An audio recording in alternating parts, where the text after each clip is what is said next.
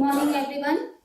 A very warm welcome to day 4 of our Gyan course 2025 about artificial intelligence and machine learning algorithm, a comprehensive study.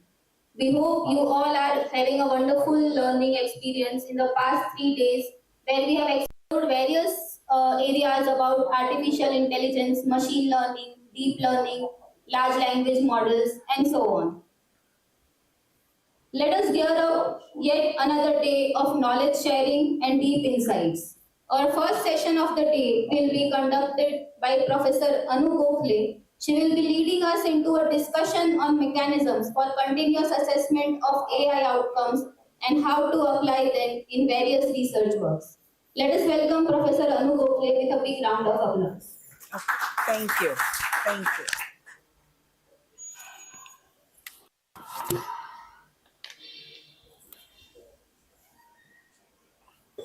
Okay, good morning everyone. Yeah.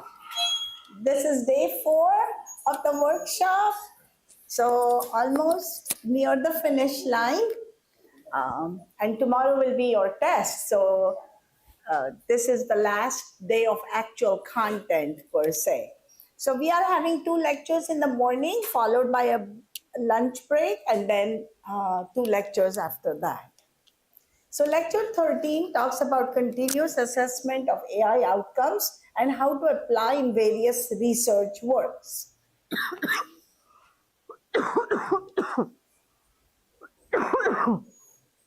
Excuse me for my really bad cold. I caught it actually on my way somewhere and it has been really bad. Okay, as always, we are going to prepare ourselves, body, mind, spirit, with a 1-minute silence.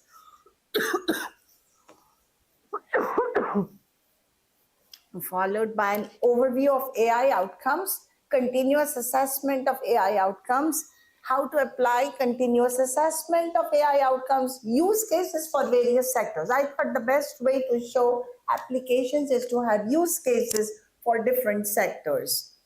So we will talk about the public transport sector, public works, agriculture, energy, retail, and public health. Okay? And then finally wrap up and takeaways. So let's begin with our first activity, which is the 1-minute meditation. Begin to see yourself as a soul with a body rather than a body with a soul. And Wayne Dyer is a well-known, I should say, spiritual person. He is no more, but he has been in the 1990s to, I think he passed away in 2015 or 2017, so pretty recent. A lot of books. He's highly regarded.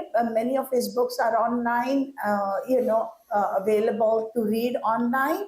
So that's why I thought I should bring somebody, from the US. And he has traveled to India. He has traveled to Nepal and China. And, so he talks about Patanjali. He talks about Lao Tzu from China. So, pretty enlightened person. And so I thought I would introduce him to you. So let us prepare ourselves, body, mind, spirit, with a 1-minute silence. And let me begin with a timer at my end. Okay.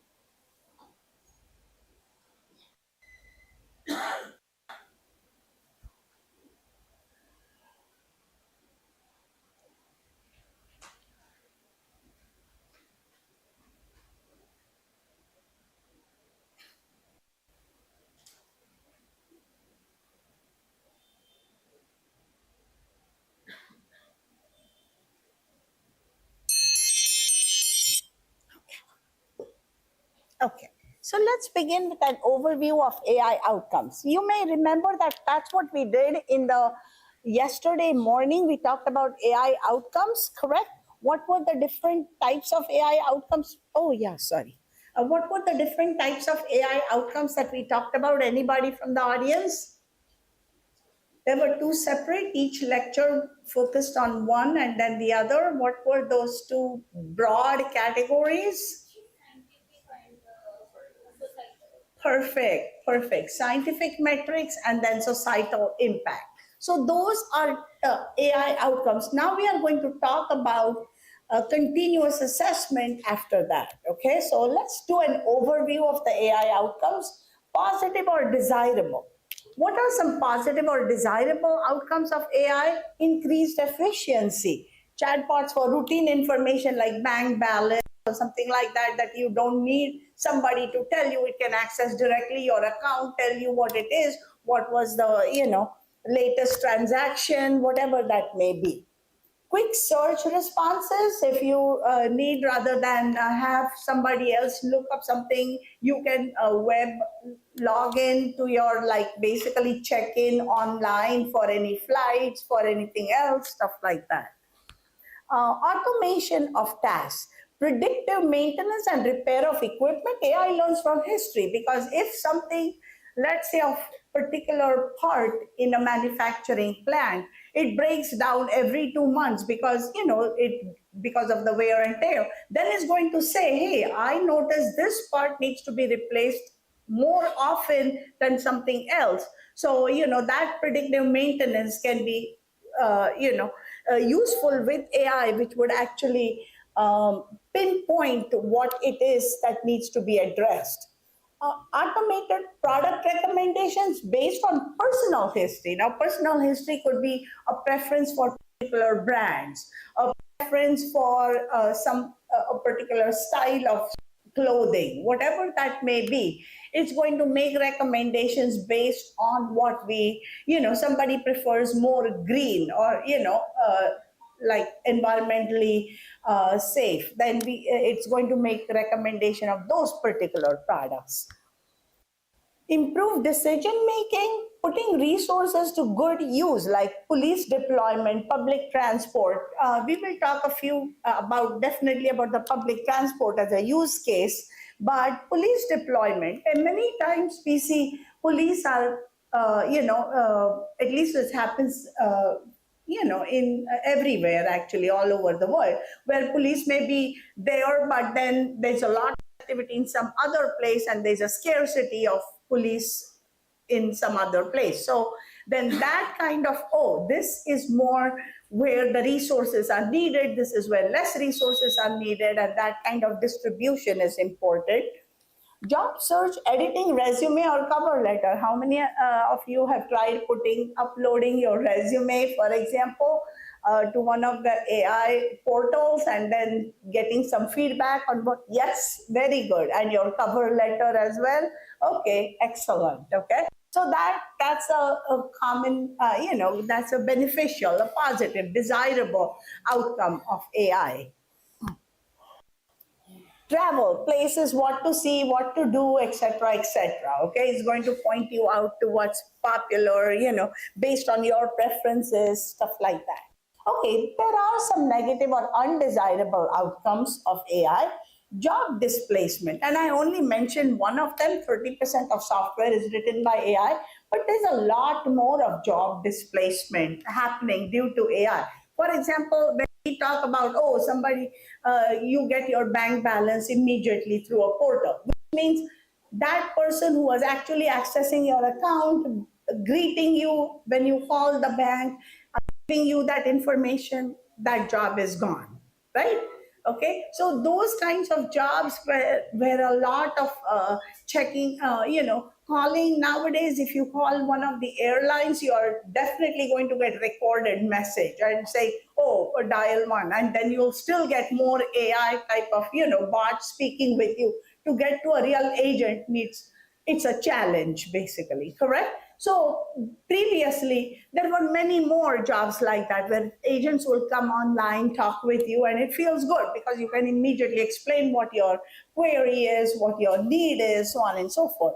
So job displacement is definitely happening, and we have to be a country where the population is large and we need jobs, because jobs, anytime we have the economy and the jobs, then that keeps the country safe, because everybody's working. They don't have time for, you know, other things get engaged in unproductive activity, I should say. So having a productive job is very important. And so we have to think where we should apply AI and where we should kind of go slow on the AI bandwagon. Okay, so AI is a bandwagon.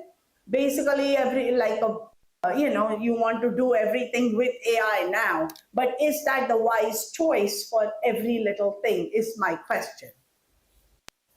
So data bias and the negative outcomes, again, we are talking about data bias and inaccurate predictions or automated decisions. We already addressed that yesterday.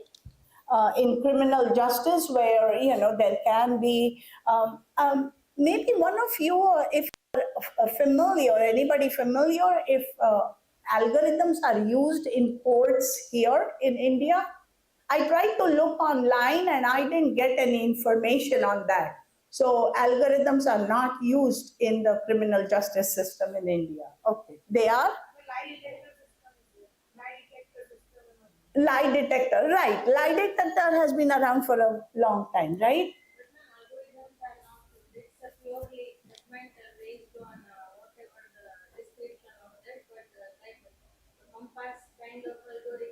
Not used. Okay. Huh? Judgments are not based on AI. Okay. Okay. What?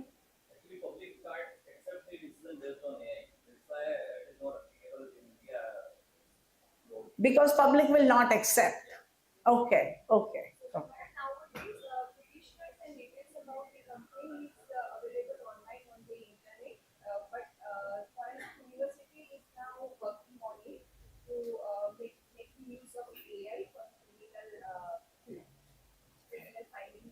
Okay.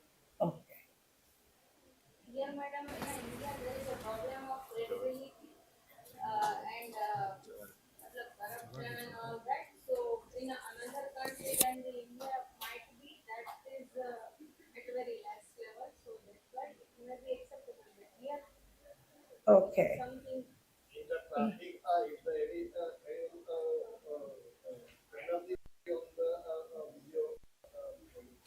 Oh, there will be video recording of what happened.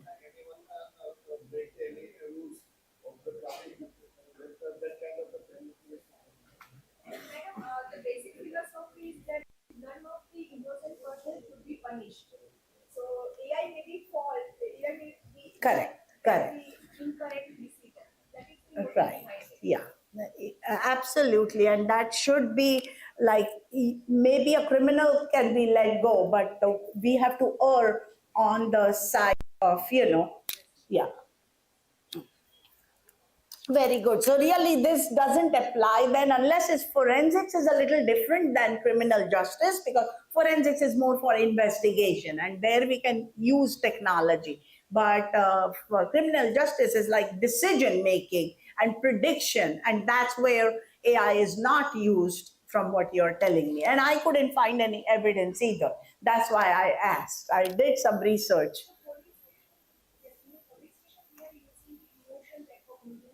Yeah.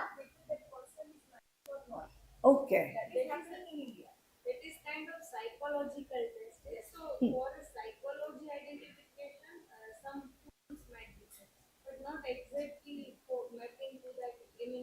Not for sentencing purposes.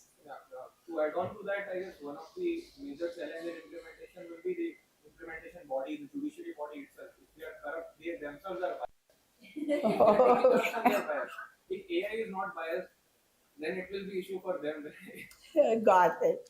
interesting. But that is reality sometimes. Yeah. In India, that is reality. Otherwise, AI, whatever that I have after your session, just I have googled it in a foreign countries other than US and all that. They are taking help of that, and they are very in a subordinate way helping. The AI is saying that, that is saying that, so that set will be there and some reason will be there. But here, because of all that, Uh, it might not be useful because it's a bias. right, right. Okay, very good. Okay, hiring and promotion, we talked about that. Like I gave an example of Walmart, and that's only one of the examples that where they use VR and AI and augmented recordings, I should say, for everything, for hiring, especially for promotions and retention. But is anything like that used in businesses? I'm curious. Here, any businesses use that? No, it's mostly just observations, right? Human observations for hiring. Okay. Uh, or promotion. Suppose there is two to three vacancy in any field, and more than half of the application are then for business filtering, they are using AI tools. Oh, for resume tracking or something like. Okay. Admissions to colleges, use of AI is prominent in the US, but I believe here it's mostly just pure test results and then they are posted and everything goes by that. Okay, perfect. So potentially compromise intellectual property. So, the inaccurate predictions or automated decisions really have less applications for India only because it's not used that way. Okay. So potentially compromise intellectual property. Let's talk about that. All documents saved in the cloud can be accessed by AI algorithms, right? Anything we might think, oh, I didn't upload it to anything. I just kept it on my cloud, my private drive. Private drives are easily accessible. There is nothing that stops AI from looking at what the data is, so on and so forth. So, uh, I mean, that is where the IP comes into play, like how much of the ideas can be, remix is pretty much very similar to stealing from here and there. And whatever there is a rule, I think 10% or something like that has to be, new or something. And then it's just a remix, right? So, and those are popular. People are making money on that. So there is only so much that we can do about intellectual property, is what I was trying to say. Okay, so you have to decide how much of it you want to share in a public forum. Privacy and security. In the US, I can say that all the stadiums have tons and tons of cameras all the time. Okay, you go to a football game, you go to any game, basketball, whatever, anything. Malls have tons of cameras everywhere. So there is no real privacy. And they cite security as a reason for having those cameras everywhere. So the privacy is minimal. Also, whenever we carry our phone, I know the location can be tracked no matter what, right? Where we are going, what we are doing, who we are calling, etc., etc. So with this digital technology, I would say we have very little privacy. And security depends. I mean, just the fact that there are webcams, so we might not have a threat from outside, somebody coming in. But at the same time, it can be where somebody who needs to know where you are can easily find you, right? So that can be an insecure situation. So we have to any comments of privacy and security as it applies to the Indian or environment. Any comments? Madam, I think none of the component system is 100% secure, right? So we need to develop or we need to apply certain security algorithms on it. Like an example, wherein our data is available on a cloud. Now, for example, if any private company is managing the cloud, and even though the compliances and certificates, they release the information about the customer. In that case, it will be difficult even for the government and the person whose data is going to be revealed on the public domain. So, and here we need to have some certain laws and legal implications for this. So, yeah, we will be talking about legislation in a short while, actually. So, okay, so personal data can leak into AI models, like your personal data, meaning your name, your whatever, your Aadhaar card number, right, and stuff like that. It's easily accessible. And that can be a threat. I mean, there have been cases in the US where sadly it's the older senior citizens who are scammed by scam artists basically for money, and so it can happen where it's a sad situation. Okay, so we have to be careful about protecting the population, the vulnerable population, I should say.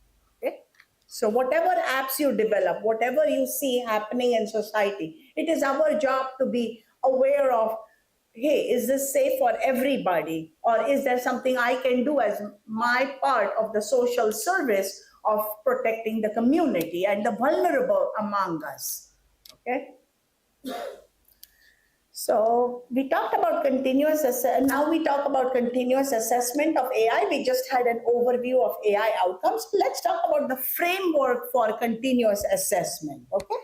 So continuous assessment process requires what? Whenever we talk about continuous assessment can be of multiple things. It can be of cybersecurity. It can be of computer networks, like how well they. You might be aware that there are service level agreements between network provider and the client, the customer. Okay, are you aware of what I'm talking about? Yes. Okay. The service level agreement talks about, hey, our servers are going to be available 99.999% of the time. Okay, and what will be the level at which they will be available, the bandwidth, throughput, etc., etc., etc. So that is what your service level agreement is. And then there is continuous assessment. If there is no data that proves, hey, your server was down for whatever, even 2 minutes, when one can lose, hey, I'm going on this Indigo website, I can't find this, forget it, Air India is on the at the same time 5 minutes apart, I'm going to pick Air India flight. Indigo lost its business. You got it, or vice versa. It can happen to, so stuff like that can happen. And then, so that's why continuous assessment. However, there's a lot of investment needed in terms of all types of resources, including monetary or economic resources. So comprehensive evaluation framework, that's what the whole continuous assessment of any process is all about. We need a comprehensive evaluation framework. For any framework, we need very clear and narrowly defined objectives. I'm more talking in more general terms, not just for AI systems, because in itself that is applied to multiple sectors, not just AI. Okay. So anytime we have continuous assessment, there is always a framework. For any framework, we need clear, narrowly defined objectives. Okay, just like I said, the servers will be available 99.999% of the times at this throughput with this bandwidth, whatever that may be, that all needs to be written down. So very precise. Okay? Key performance indicators: relevant, measurable, and achievable.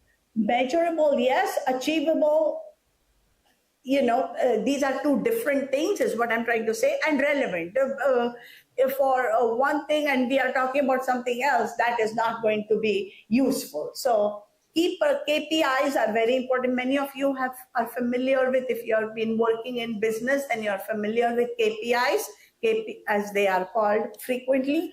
Key performance indicators: relevant, measurable, achievable. So automated performance monitoring, dashboards for real-time performance metrics like energy grid, manufacturing plant. We need dashboards, meaning, it's basically what you see on a screen that is your dashboard with all different variables right there. That's what your dashboard is for real-time performance metrics. So we talked about performance metrics yesterday, the accuracy, the precision, the recall, the F1 score, etc., etc. Those were scientific measures. We need that continuous update on different things, what is happening, okay? And energy grid actually is very important to talk about it. We have a use case of energy, so we will talk a little bit in depth about that.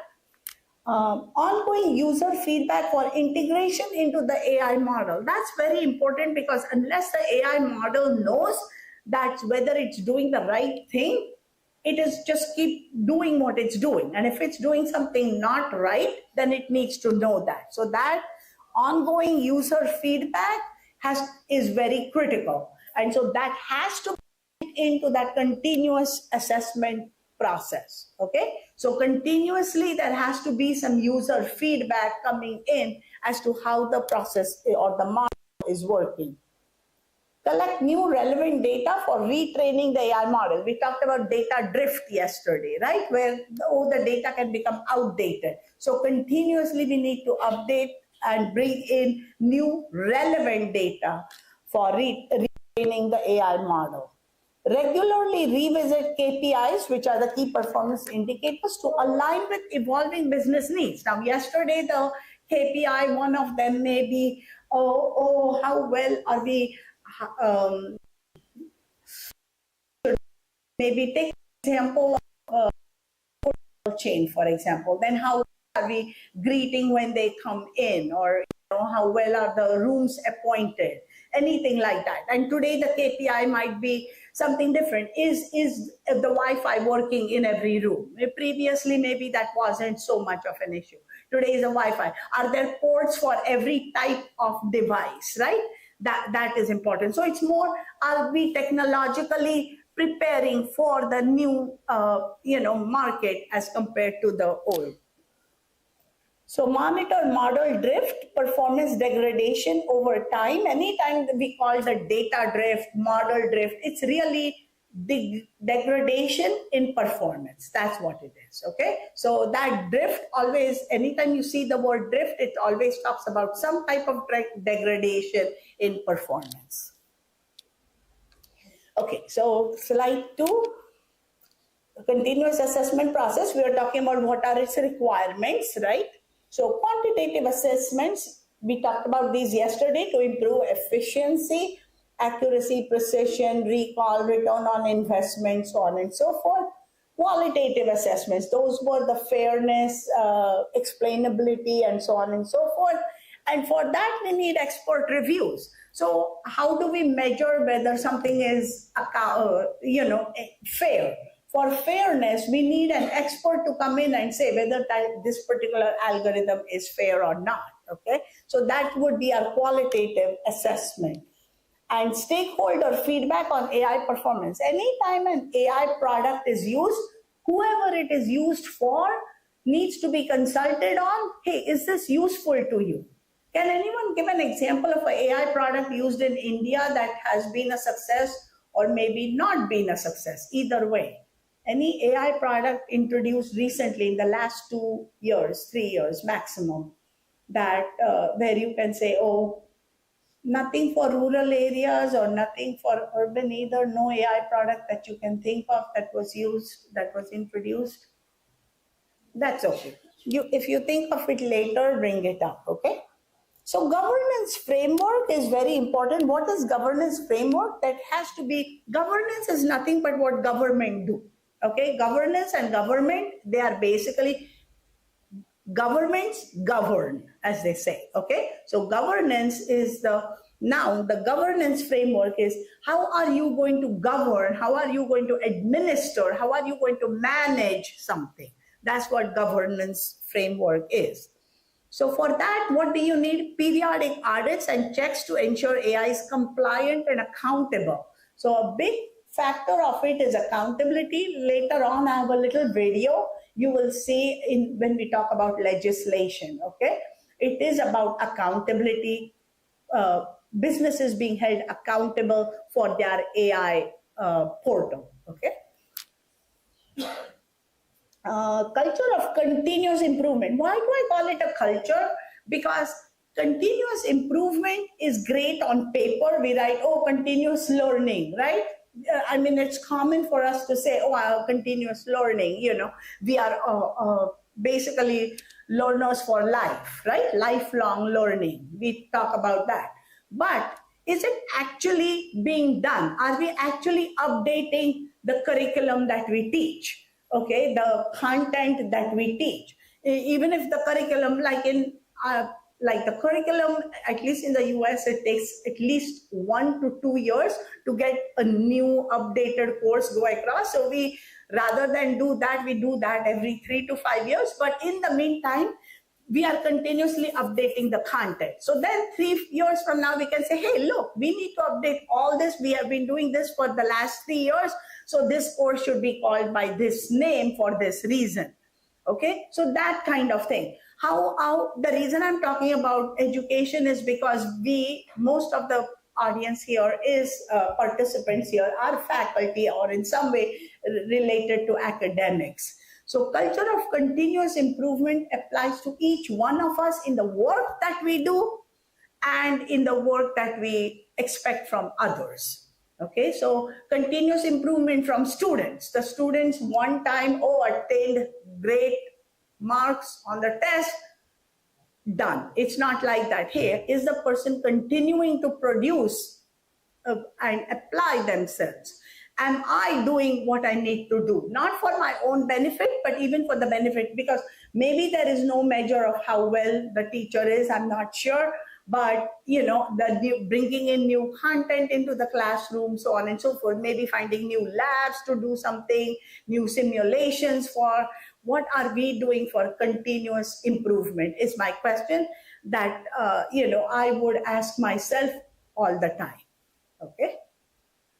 So it is a culture. Iterations on AI models, and the same thing applies for AI. Remember, I said what applies for humans applies for AI, because AI is a machine which mimics human brain activity. So iterations on the AI models. What is it doing to keep itself up? Human oversight. And no matter what the AI does, there needs to be human oversight on what its outcomes are and how it is performing. Okay? So let's now talk about how to apply this continuous assessment of AI outcomes, use cases for various sectors. We'll begin with public transport. Okay? Very common in the US, in India, as opposed to the US, I was going to say, because there's hardly any public transport in the US. So let's talk about fleet management, trains and buses. Demand forecasting. How do you predict how many trains should run? How many buses should run? What should the routes be? Okay, that all is demand forecasting. So, or what can happen? Predict passenger volumes by time based on historical ridership data. That's where AI comes into play, because rather than a human sit with all the data, which is overwhelming, we can have the AI or the computer do stuff for us, the analytics for us.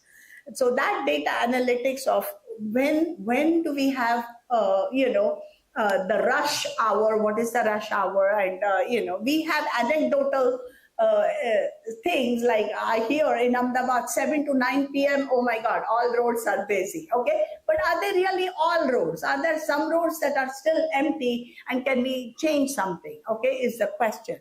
So predict passenger volumes by time based on historical ridership data. And you see the picture there, because that bus is overcrowded. And sometimes even if there is a seat inside, people will still sit on the top because they find it romantic, right? Okay, so I'm not ruling that out. Prevent overcrowding or wasted trips, because either it is overcrowding or wasted trip, right? If the bus is going empty, it's a waste, right? So increase service on busy routes and scale back on underutilized ones. So this is a classic use case for AI really, because there's so much data that can be available. It is hard for the human to, so you're not taking away a human job. You're actually making it better. the service can be better for society. So if there is something, someone be doing research, that's why I brought use cases that are applicable for the, the culture here. So you can say, hey, that might be interesting. Let me see if I can get data on that. Okay. So increase service on busy routes and scale back on the underutilized ones. Dynamic scheduling, routing, and pricing, and continuous monitoring of that. Dynamic scheduling is, let's say, dynamic scheduling would be, oh, there is a politician coming to town, and therefore one of the roads is going to be blocked. Okay, so we know that road, that is dynamic. So then in that case, what other roads should have more resources devoted to it to keep the traffic flowing?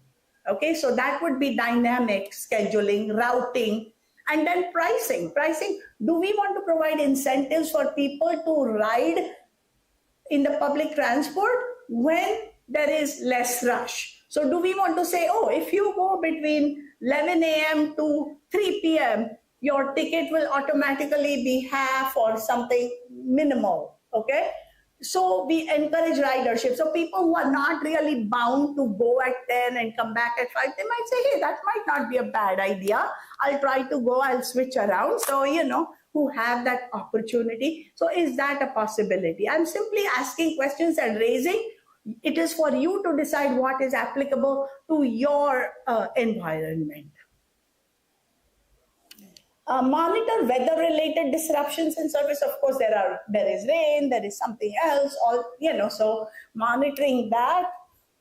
And there is a lot of weather-related disruptions always happening in the US because, flight delays are not uncommon, which means they are very common. Anytime there's a snowstorm, anytime there is heavy rains, anytime there are wildfires, and sometimes there can be, recently there was a dust storm, which doesn't happen frequently, but it happened. So, stuff like that. So the weather-related disruptions are quite a bit in the US, actually. Automatically adjust routes and schedules based on passenger demand. And prevent bus bunching where multiple buses arrive at a stop together. You probably have seen that, right? Oh, 20 minutes, no, or 30 minutes, no bus, and suddenly there are 2 buses that come both at the same time. So prevent bus bunching. Adjusting fares based on demand, encourage ridership in downtime. I think I just spoke about that. So asset maintenance, assets, these are all assets, right? The buses are assets, the drivers are assets, the conductors are assets, all these are assets. The maintenance people are assets. Where should the maintenance people be deployed? Maybe, this is a hub, so you need a lot of maintenance here.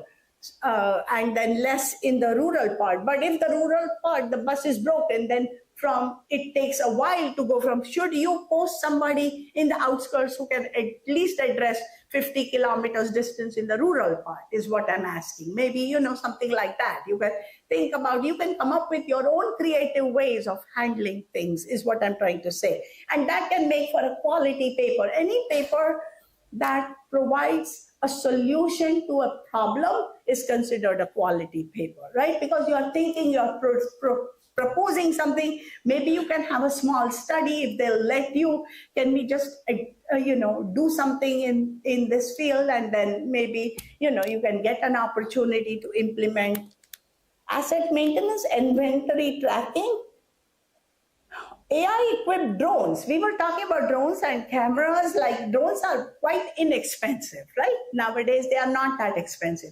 Can we have drones go over, can automatically inspect railway tracks? Can you imagine somebody walking the railway track and actually inspecting?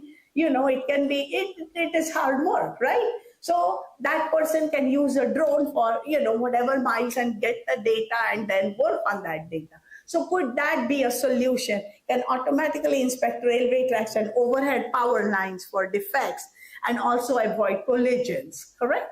Okay, so these are just some ideas that I came up with. I'm sure you can come up with more good ideas, or you can use some of these. Okay, so let's talk about a different sector now, which is the public works.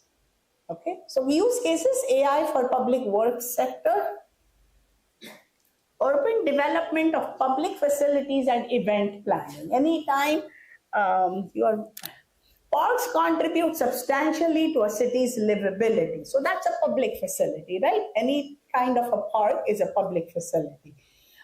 Use of AI to monitor patronage and manage systems. Have you seen sometimes in parks where the swings are tied, meaning, oh, this is broken, right? Okay, so what's the use of having a swing there if children cannot enjoy it? Okay, so park maintenance, swings, seesaws, exercise stations. There are parks, I don't know if they're here, but I know they are in Mumbai, where they have exercise stations. Like, you can, they're here as well. Okay, perfect. Okay. So, but those have to be in working condition. Improving safety, for example, lighting, police presence, because we have to make sure it's safe. It's safe for everybody, right? And improving accessibility, ramps in addition to stairs. Not everybody is, can climb up and down. So can we have a ramp? Crowd management at mega events like Kumbh Mela. So I just put in a picture of that because that's a major event that happens every year, and every 12 years it's like a huge deal, right? Okay, so crowd size estimation, predicting crowd behavior, movement of people in large numbers, and that can even happen for any cricket match, for example, at a cricket stadium. This is just one example I put, but event can be, periodic, right? Any sports event. So responses to unexpected incidents like stampede. A stampede is, that's where, the weak get crushed, correct? That happens in a stampede. So it is our responsibility to make sure that we are protecting the people who need protection. Okay, so let's look at the agriculture sector now. After all, India is an agricultural economy, and good for us. Why? Because global need to produce 50% more food by 2050 as compared to today. So that much more population, that much more food needed. So agricultural economy is going to do well. We are going to protect not only our citizens, but we could serve the world. Okay. So India's agriculture sector is a cornerstone of its economy and GDP, and the government can empower farmers through AI-powered systems. Okay. Now, how AI-powered systems? We'll talk about that. Okay. Smart irrigation. AI systems analyze soil moisture and climate data to create optimized irrigation schedules. Okay. So we can use that, especially in the rural areas, where we can empower them with drones that are looking for those particular variables or metrics, and then, giving feedback. And if the government is doing it, then it is done on a large scale, massive scale. They can even employ the HSI cameras, right? The hyperspectral imaging cameras, because, there is use of the resources on a wide scale. And then we can detect early signs of crop diseases, pests, nutrients, because they are biological and chemical, correct? That can be detected with the HSI camera, which might not be detected. So here's a lot of food for thought. I look at use case as a food for thought, giving you ideas about what can be done in different sectors. Pest and weed control, AI-powered robots enable targeted herbicide application.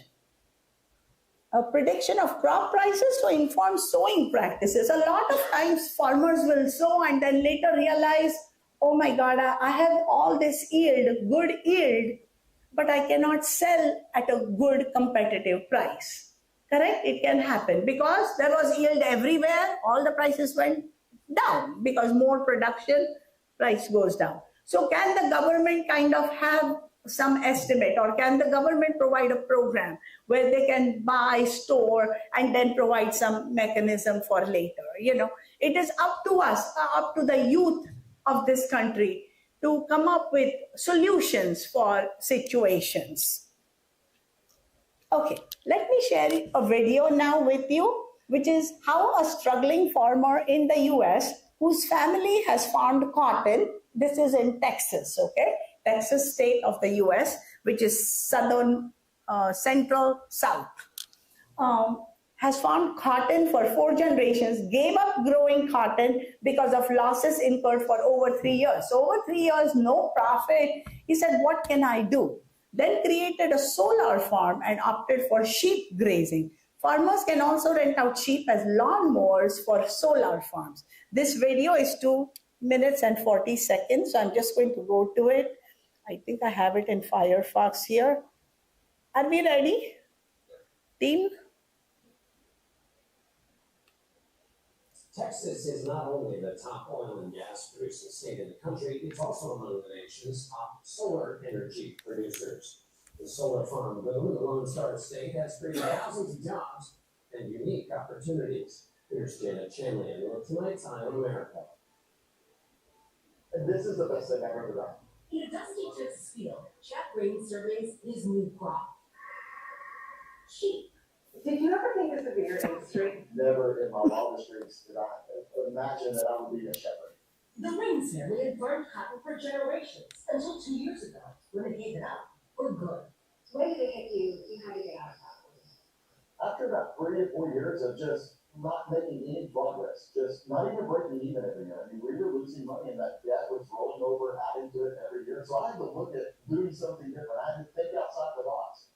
So he became part of a growing trend, abandoning traditional farming for what's called solar grazing. Renting out cheap as lawnmowers for solar farms like this one near Waco. It's one of the largest in the U.S. with more than 1 million panels and owned by NL North America. Adam Sichirkopoulos runs the site. The sheep work when it's raining, the sheep work when it's muddy, the sheep work at night. These are your money. They are. The sheep do most of the work, keeping vegetation away from the panels, while their owners earn steady paychecks. So this is saving the solar company a lot. Yes. And it's making you a couple of dollars. It is. It's a good look. Farming has always been a gamble, but the odds have gotten worse. A 2022 USDA report found more than half of small and mid-sized farms in the U.S. operated at or near a loss. The small farmers going away. It's the big companies that are the bigger farmers are the ones that can farm a little bit better based on the economies of scale. Between low prices and small yields, Ring says if he'd grown cotton, he would have lost almost $200,000 last year. Instead, he cleared a profit of close to $300,000, raising 6,000 sheep across 20,000 acres. A growing business he can eventually pass on to his sons. This is sustainable. Absolutely. One is a college graduate, one is in college, and when he graduates, he's going to come to the farm as well. And there's plenty of work for all of us. Amid a changing landscape, making ends meet, while still staying rooted in the farm. For Eye on America, I'm Janet Shenley in Roseville, Texas. Okay. So that was just, Today, oh, September 17, Oh, wait. 1787, the delegates to the Constitutional Convention signed. so that was, any questions on that? Were you able to hear everything? Was it audible? Okay. Okay. So let's talk about, that was related to agriculture sector, where cotton was grown for like 4 generations, now gave up, stuff like that. So let's talk about the energy sector, AI for the energy sector. Energy system modeling and forecasting to decrease unpredictability and increase efficiency in power balancing and usage. So load forecasting, energy demand prediction allows balancing supply and demand to prevent outages. I mean, outages are not uncommon, right, in India. And so is there something that we can do where we are monitoring the energy grid, basically, okay? So predictive maintenance of grid infrastructure, because a lot the infrastructure can be old and needs a lot of maintenance. So are we doing the maintenance needed? Renewable energy integration, AI systems manage and integrate intermittent renewable resources like solar by forecasting their output and coordinating with grid conditions. storage of energy through intelligent grids enabled by smart meters. So a lot of it, like there's so much solar energy, can be combined it and then have the smart meters, as they call it, to control. And that can be a good use of AI rather than, because that's something that definitely needs AI rather than a human job. So how much electricity will AI need? Now that's the big question, okay? So we always talk about, hey, let's use AI, let's, bring AI. But do we actually are aware that energy consumption by data centers is set to more than double by 2030? Because there is so much data being generated, so much analytics that is being done, that itself is consuming so much more energy. So we have to be cognizant of the fact. So collecting data for the sake of collecting data is not going to be valuable. We have to be very strategic in how much data we collect, what data we collect, how do we use that data, so on and so forth. Okay, so because there is so much resources going into even just maintaining the data centers. Data centers are nothing but keep the data, because if you don't keep it, data will degenerate. That is hardware problem, right? Where if you don't keep up, then it degenerates, correct? The zeros and ones, they kind of blend. Okay, so retail sector, use cases for the retail sector. Goal is to enhance customer experience. Anytime there is retail, it's always all about the customer, correct? Optimize operations and drive growth. Personalized product recommendations based on browsing history, purchasing behavior, preferences, dynamic pricing. A lot of times in the US, I know for sure, Amazon's price optimizer can adjust product prices multiple times a day. Today it's one price, tomorrow it can be another. So I don't know if that happens here or on some other portal here, but that is always a part of the whole dynamic pricing process. Demand forecasting, historical sales data. Somebody was telling me that, now that it's Navratra, the Chaniya Choli price will be at the very top. Then come Purnima, when, Garba, then no more Garba, no more Ras, then the Chaniya Choli prices go down, So that can be his trend, right? Market trends, external factors like weather help to predict customer demand and prevents overstocking and stockouts, improving profit margins. Can you imagine somebody wanting something and you say, we are out of it? You have lost that business, correct, as a shopkeeper. But at the same thing, if you are overstocked on one item, then it's like, oh my God, what do I do with all this inventory? Virtual try-on using augmented reality. I mean, it's not a reality yet, okay? But basically putting on clothes and saying, oh, how does this look on me, or how does that look on me? It could be makeup, it could be clothes, it could be, anything else. Automated customer service, virtual assistants for technical issues or chatbots. Okay, so all for the retail sector. Technical issues, especially with phones, if you have any type of a phone, then you will have technical support, right, to tell you what can be done. Okay, then let's go to the public health sector, which is the last sector. Then we have wrap up and takeaways. So AI for the public sector, basically AI in public health. There are multiple categories. Government role in addressing barriers to access healthcare. That's the biggest part, is the barriers to access. Okay, healthcare is available, but if I cannot access it, then what's the use? Correct? Okay, doctors are available, they are sitting, but hey, that doctor is 100 kilometers away. I cannot even reach that doctor. Correct? Okay, so, and that doctor may be sitting there and like with minimal patients. Okay. So we have to understand government role in addressing barriers to access healthcare. Rural areas suffer from poor connectivity and limited supply of healthcare professionals, and urban areas suffer from poverty. I mean, you go to an urban area and there are slum areas like in big cities, that is not unheard of, correct? develop and launch AI-powered telehealth platforms. Can we do something about the telehealth? Greater awareness of nutrition and health education. So do preventive medicine rather than, actual. So remote patient monitoring and specialist consultations, all that can be done empowered by AI or some type of a digital technology, correct? AI assisted diagnostics for rural general practitioners, because not all rural general practitioners are aware of what are the latest findings and so on and so forth. So if there is a AI tool that can be updated with new data that is coming in, new discoveries that are made, then it can help the rural health professional. Clinical decision support systems and mobile health clinics for optimizing resources. The mobile van can move. I think we do have mobile vans. There are some mobile vans. There are mobile vans in US, for example. Sometimes there will be a library. Sometimes there will be fresh produce that goes around in certain areas. Virtual assistants and chatbots. Okay.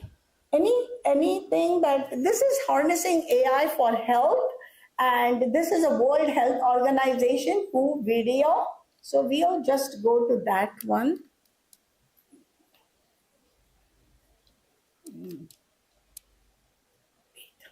I'm just going to go.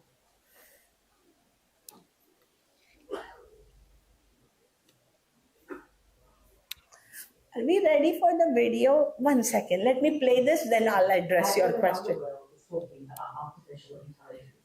But how can these tools actually be used to advance public health in a safe, ethical, sustainable, and equitable way? The Artificial Intelligence for Health team in WHO's Department of Digital Health and Innovation supports the science-based adoption of AI, ensuring an ecosystem that works for everyone.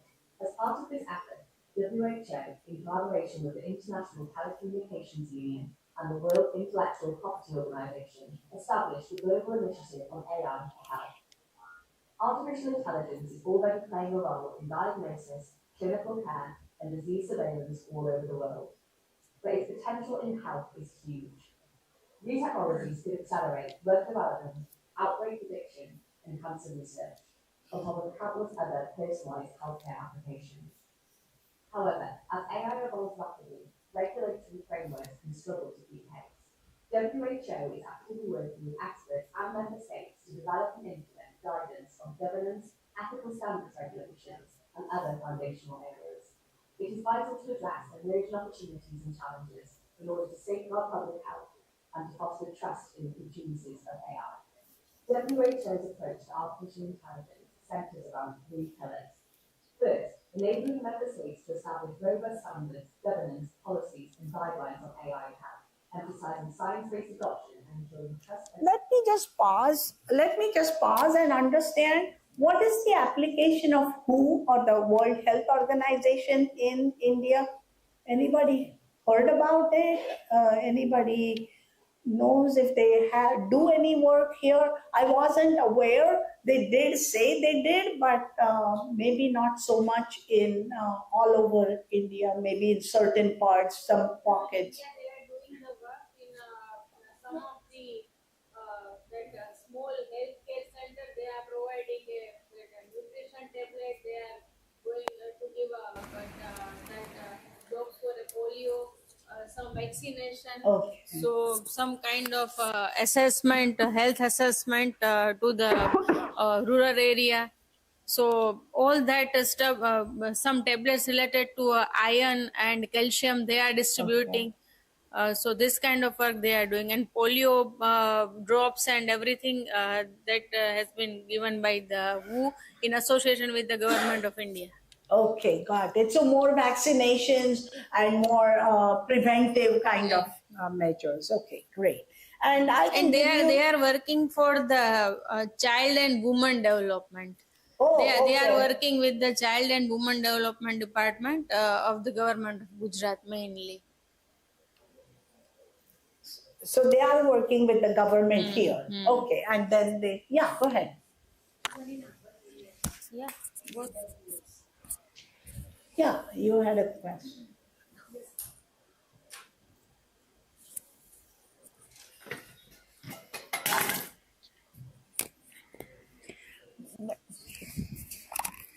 But my question is regarding the legal implications of using the AI tools in health sector. For example, if a doctor uses the AI tools just for taking the decision whether the patient should be operated or not, and if, or a patient should go for the surgery or not, and during the surgery if the person dies, then who is responsible? Doctor or the AI tools which suggested him to take the to go for the surgery. Now, this kind of the issues, how do we solve these kind of the issues? No, that is a great question about AI, the legislation around AI and using AI. We are going to do AI legislation for AI in the next lecture. Actually, lecture number 14 is about legislation. So we will address that and we can discuss this more in depth at that time. But absolutely, that is a valid thing. Recently, I heard one of my, somebody in my distant family was operated using robotic surgery. So even that is available here, right? Yeah. In line with Madam's question that in the US, not in India till that it is available, some students on a prototype basis they are giving a automated car, a humanless car. So I have read one article that in US San Francisco and in Los Angeles, Wayme kind of company is there, and humanless car will be there. Now again they are not deploying at that much level because some accident might be there or some error might be there, though have a redundant system and radar and everything on that car, but who will be the responsible? So deployment is very slow. So again that AI will be into the picture, though a number of algorithms are there, though good decision making is there, but if still that car is doing some mistake, because in that simply that longitude and latitude we need to insert and car will go away by their own, and who will be the responsible for Right. that? No, absolutely. No, that is a question in the US because there have been accidents of those self-driving cars. There have been actual accidents created by the self-driving cars. So then the question arises, hey, there is no driver, this car is just going, how do we stop, stuff like that. So absolutely. And we are going to talk about legislation in the next session. So that's a great point that you bring up. These are social applications of AI where we need to find ways to have accountability, right? Business need to be accountable. Perfect. So use cases for AI for the business sector, data analytics and business intelligence, strategic decision making, which products to develop and their desirable features, timing the product launch, etc. We know for the timing like of the movies, when they launch the movies, they look for, what would be the best time to launch? You don't want to launch like two top banner movies at the same time and whatnot, that kind of stuff.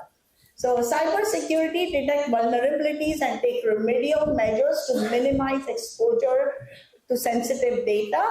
Fraud detection, monitor transactions and user behavior to detect anomalies and identify potential threat. We have actually visited that in the past. We talked about for fraud detection, we talked about cybersecurity. So I'm just simply mentioning it as use cases. Supply chain management, predictive analytics forecast demand, allowing optimization of stocks and streamlining overflow. Marketing, analyze social media and customer reviews, right? That is great way to gauge the public opinion about a brand and inform marketing strategies. So how do we implement AI in business? Where do we begin to implement AI? I would say if you had your business or if you were working in a company or you were working in educational institutions, start with practical projects and use cases that provide a quick return on your investment. So look for where can I make immediate impact, even if the impact is small. The impact may be small, but it can be made immediately. Okay, think of those cases where you can make immediate impact or quick impact. Okay. Sentiment analysis, I'm giving some examples here. Sentiment analysis of customer feedback, for example, social media comments and customer reviews. to gauge public opinion about a product, identify areas for improvement, understand customer needs, and reform the marketing strategies. Oh, this product I don't like for this reason. Is there something that can be done to fix it? Okay, stuff like that. Generative AI for content creation to produce marketing materials like social media posts and even video scripts, right? I mean, that rather than us creating something, let AI do it. Predictive maintenance by using sensors, IoT devices. We haven't talked that much about IoT, but actually smart devices are being combined with AI to, so maybe that can be a future workshop or course. IoT devices on factory equipment, AI can analyze real-time data on temperature, speed, vibration, and other metrics to predict failures before they occur. So sometimes you will feel that if you're driving a car, you can tell, oh, it's making noise, something is wrong with it, I need to take it to the mechanic, right? So that kind of thing on a manufacturing plant, on an airplane, on anything like that, there can be sensors that can detect that for predictive, because there are so many, actually planes are getting older, and then that is an issue in the US where the maintenance of aircraft is a problem. Okay, that concludes lecture 13. We will take a short 5-minute break, just enough for us to talk about tomorrow's, where you are the people or you participants are going to take center stage. Okay, so you will be up here, I'll be in your chair. So, and so I'm looking forward to it, where you will be presenting what you have learned, also combining it with whatever else you want to find. And so we'll just take a 5-minute break, come back and talk about lecture 14 on AI legislation. Sounds good, everyone?